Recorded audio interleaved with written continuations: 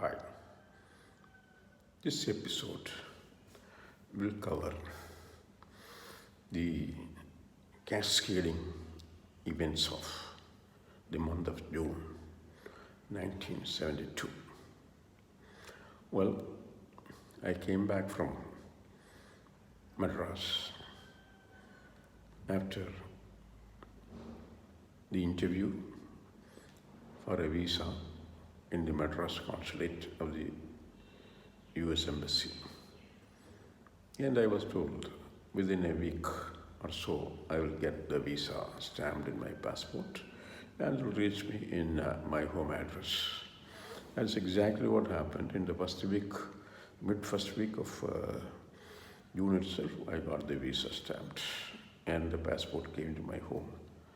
Then Mr. K.S. Nair, K.S. Nair, Yusafi, Kasturba Mark, New Delhi, wrote a letter to me giving a schedule that I will let follow before I depart to the US, especially to attend the orientation program in the University of Kansas, Lawrence. In the orientation program for the Fulbright scholars, doctoral students or whatever, will be for 8 weeks, beginning the last week of June and ending by the third week of August. And by the fourth week of August, these candidates will go back to their respective universities in the United States. So that was the schedule.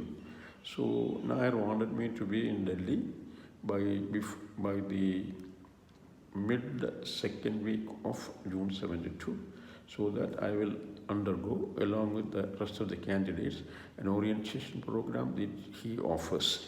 And then he will also hand over, the documents, the papers, air ticket, and so on and so forth. But the air ticket from air travel from Thrivikramji to New Delhi, I will have to do on my own, but subject to the fact that I will get the money reimbursed in Delhi. Okay, by the Yusafi and Mr. Nair. So this week, the month was very hectic. I had only just 3 weeks before I depart. So things went very fast. I applied for the leave and met the registrar, recommended strongly, and I met the registrar, and the registrar told me, I made a request that, without waiting for the release of the university order, the registrar may kindly request or Menon to release me so that I can take my flight during the middle of the second week of June. Well, fine. So far, so good.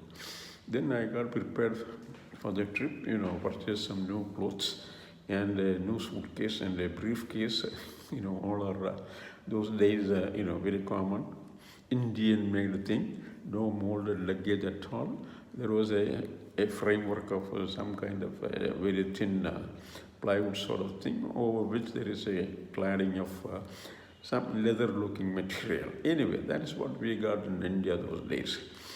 Then second part is my wife Geeta was in Calicut Medical College during those days, and in fact she started doing her MD in microbiology in the Calicut in the year 1971, and my son was just celebrated rather the second birthday in the month of May 1972. Well, my parents were elderly persons, and I, met them very frequently those days, and told them that I will be back soon. Within 4 years, we'll just fly past, etc. But being parent, they will have some kind of a some kind of a pain and pleasure combined in whatever is going to happen to me. Then Geeta came back by the second week itself, early second week, and then by the Wednesday or so I took a flight. I took the flight it was a Dakota flight, Dakota aircraft Professor Menon, Rajendran sir, Raju sir, Krishnana, Narayana, everyone was in the airport to see me off. Then one thing happened. I used to sport a Tissot watch those days, which I purchased when I was an assistant geologist when I was in Calicut from a shop where the so-called smuggled quote-unquote stuff will be sold, and it is very close to the Imperial Hotel. And I paid only 200 rupees, and that two installments, 3 or 4 installments, and at the end of the completion of payment, the watch was given to me by Mr. Vijayan, who was running the shop. So what I did, Krishnanand liked this watch very much, and he made a certain comments about the quality of the watch, the popularity of the watch, and etc. etc. It is like an ornament. So I had it in these comments in the back of my mind. What I did before I go into the checking area, I removed this watch from my wrist and gave to Krishnanand, and in exchange I got his Cami, C-A-M-Y, a wristwatch. Krishna said, "What are you doing?" I said, "Fine, keep it, no problem. I will get a better watch when I go to, Syracuse." So other teachers were also kind of stunned. Anyway, so I just went to the checking in area, and waved to everyone, and then, naturally into the boarding area. I got with the boarding pass, and I'm now experienced air traveler, because I traveled from Chennai to home only 7 or 8 days ago. So this is a Dakota aircraft, a propeller aircraft, and the number of passengers are very few, in the sense, 20 to 30, I think, somewhere around. And this was to go to have a stop in Kochi, and in the what is called the Wellington Island Airport, Naval Airport, and then the next stop was only in Bombay. So the flight took off somewhere around, I would say, 10 or 11 o'clock in the morning. It was a 3.5-hour flight. And being the month of June, and it was a very bumpy ride all the way to what is called the Bombay Airport. And of course, in the Bombay Airport, I had to sit and wait for another 4 or 5 hours to catch a flight going to Delhi from Mumbai. It is a Caravel flight. Caravel is a French aircraft. It can carry something like 90 or 100 passengers. And I left, leaving those days Bombay by about 8 o'clock. Whiling away the time in the airport is very easy, because just be a spectator and watch all the human bodies walking back and forth. Bombay was a very busy airport. Then what had happened was, the aircraft is wonderful. This is a jet aircraft. My first experience about flying in a jet aircraft. Then by 11:30 or so, around that time, the plane landed in Palam Airport. It is no longer called Indira Gandhi Airport those days. It's called a Palam Airport in New Delhi. So we got, along with the other passengers, after I got out and waited for a taxi, and taxi man, naturally, there were plenty of ambassador taxis and Fiat taxis. I got out to fetched one taxi. He said it's about 100 rupees for Connaught Circus. I said I wanted to go to Madras Hotel in Connaught Circus. So within about 40 or 35 minutes, I was in the front gate, in front of the hotel. And luckily, for some reason, some people, some seats will be available. At least they will provide you in a veranda, at least a bed to sleep at night. Okay, so that is the assurance I had, self-assurance I had in mind, and I just walked in and I checked into the hotel, and after a cup of milk, because food is over, canteen, the restaurant was closed. Anyway, then I just had a good night's sleep. In the morning, around 9 o'clock, I got ready with after my breakfast, and I walked down to the street. And then my quest was to how to go to Kasturba Marg and this Usafi office of K.S. Nair.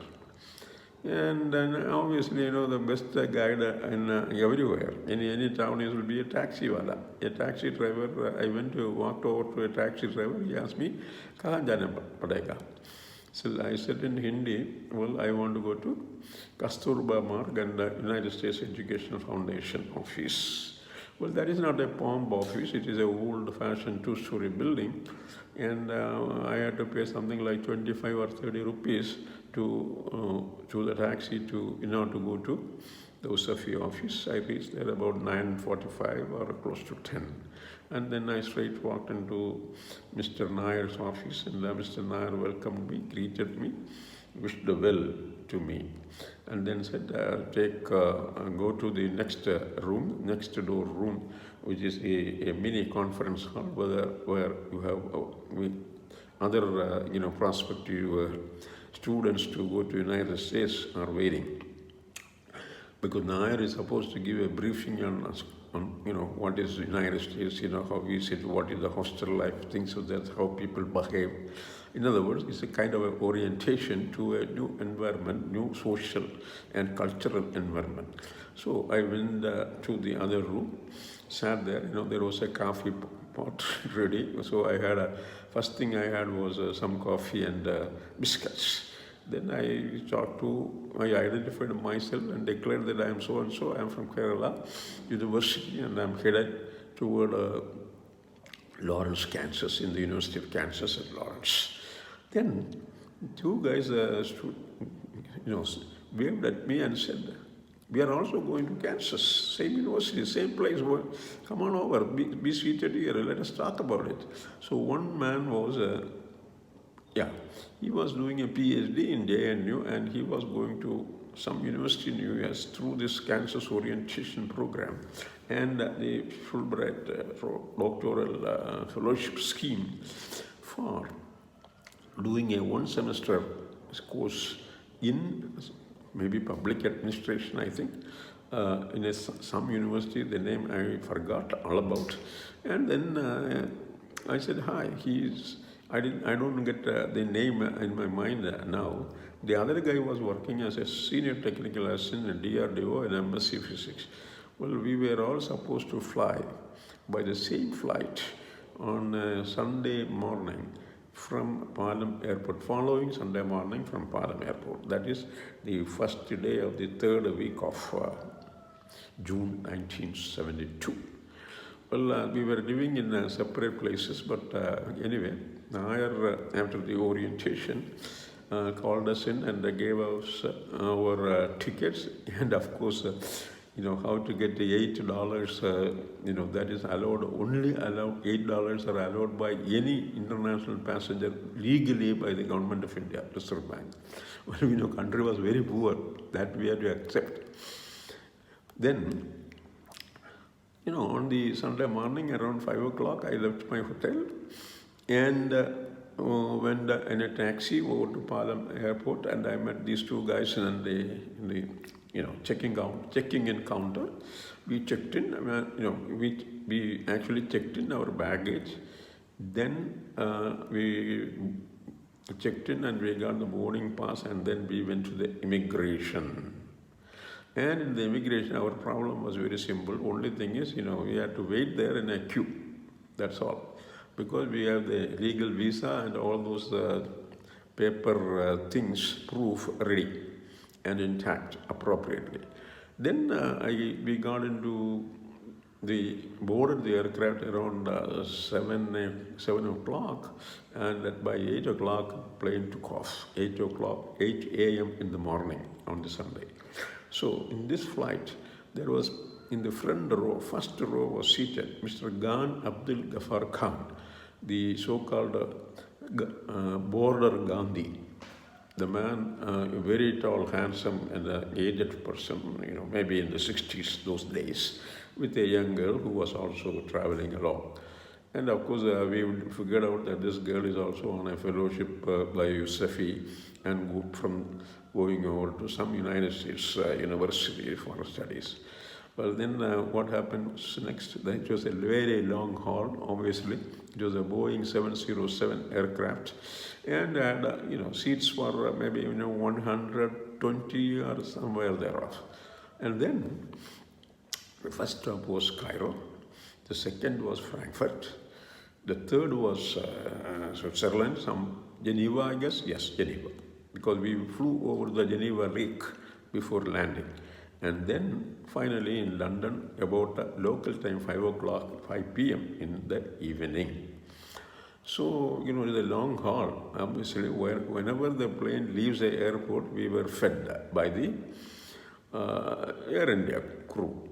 Well, there was no problem as far as food is concerned. It is an Indian variety, 5-star food, of whatever. And then once we reached London, there was a guide for us, or Air India crew, of course, a ground crew, a white girl.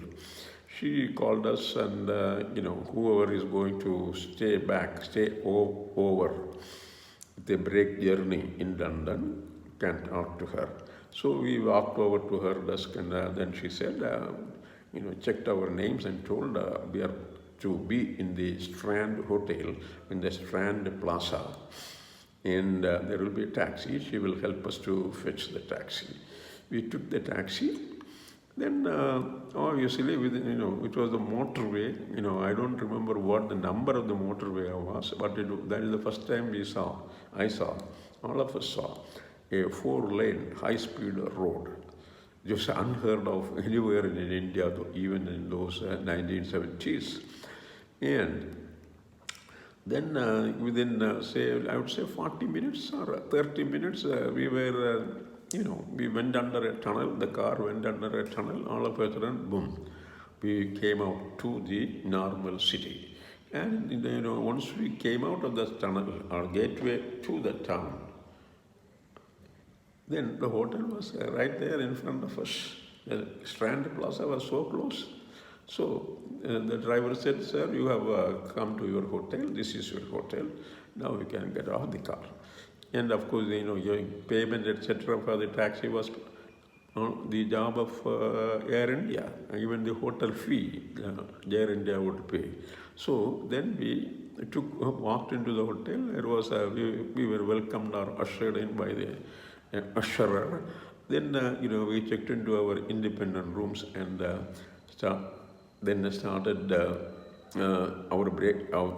What shall I say? Relaxing, because it was a very long haul from New Delhi to London, and we promised each other that after 2 or 3 hours we will get back to the lobby, and from there we will go and get something to eat. That is what happened on the first lap of the journey to London.